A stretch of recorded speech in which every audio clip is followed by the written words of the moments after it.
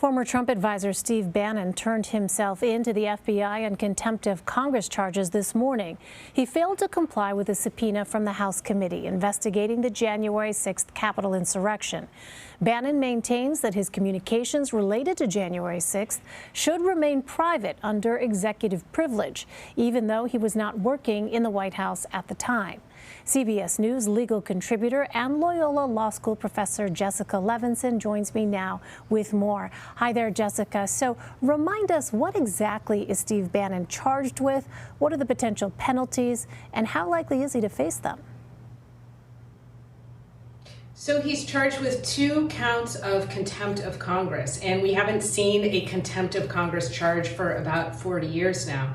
Now, the contempt of Congress charges basically deal with 2 different things. The first is you, Steve Bannon, didn't show up live. You didn't come in and testify. And the other count is you, Steve Bannon, didn't provide documentary evidence. So they both relate to the same thing, which is the House Select Committee subpoenaed you. We asked for your testimony. We asked for your documents. You didn't give either. Now, when it comes to the penalties are anywhere up to a year incarcerated or $100,000. So the financial penalties are, in a way, bigger here. Of course, nobody wants to spend a year in jail, but those are the penalties that we're looking at. Well, what is Bannon's Bannon's team's legal argument for refusing to cooperate with the January 6th committee?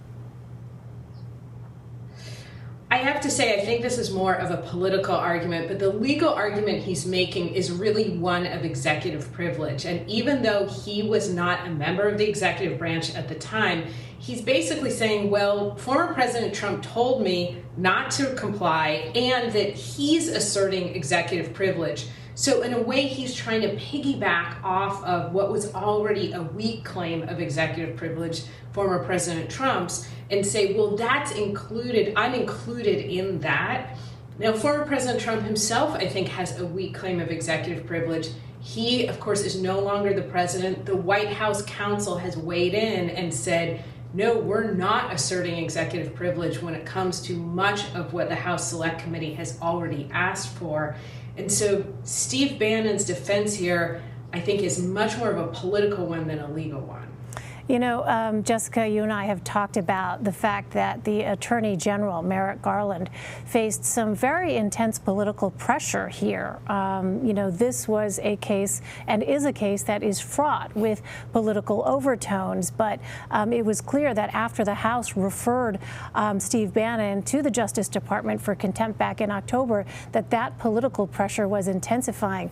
When you think back to the Mueller investigation, say, what does all of this indicate about the role of politics in these kinds of criminal investigations? Such a good question. I feel like it's the question that pervades so much of what we talk about.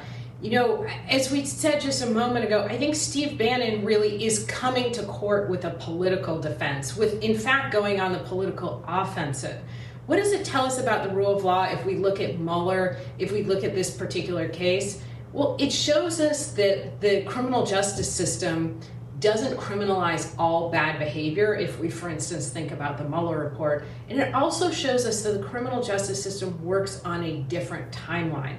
So when it comes to former President Trump and his desire not to turn over documents, his desire that his former aides should not comply with these congressional subpoenas, he's really using the legal system, I think, to try and drag out the process, which could create a political win for him.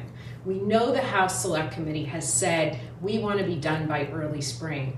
If you have people like Steve Bannon who just say, I'm not going to comply, if you have, for instance, the former Chief of Staff, Mark Meadows, who so far has not complied, then you show the weaknesses in the legal system really trying to help enforce these investigations.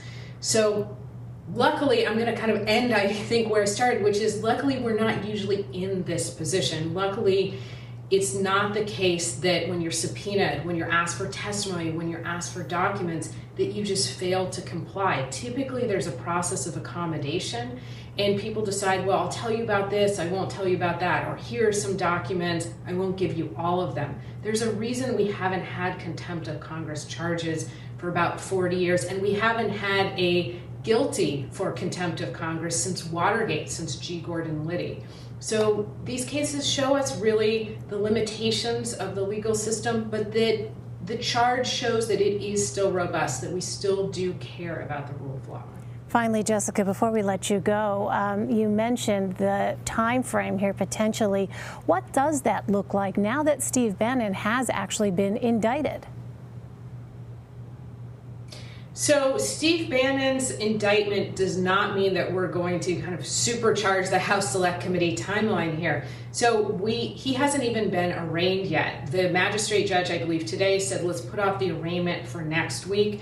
He'll be arraigned, he'll give his plea. I expect that it'll probably be not guilty. And then we can go through a whole series of pre-trial arguments.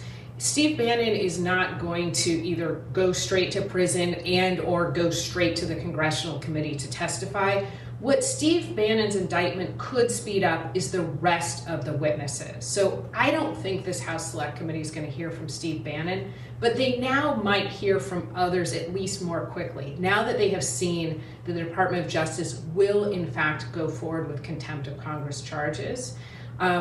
People like Mark Meadows, there's dozens of people on the subpoena list who now may be looking to see what happened to Steve Bannon and might feel a little more circumspect about failing to comply. Having said that, a lot of the people on that list were current White House employees at the time, so they do have a slightly stronger argument for executive privilege, not a slam dunk one for a whole host of reasons, but a slightly stronger one. All right, we'll continue to watch it all. Jessica Levinson. Jessica, always good to have you. Thank you very much.